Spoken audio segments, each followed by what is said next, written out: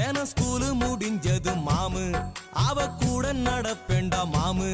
அவ ஊருக்கு போனாக்கா பஸ் ஸ்டாண்டு வாசலில் காத்து கடப்பேண்டா மாமு. அவ வீட்டு தெருவுல நானும் தினம் 100 முறை போவேன் மாமு. அவ பாவாடை தைக்கிற டெய்லர் கடையில வேலைக்கு சென்றேண்டா மாமு.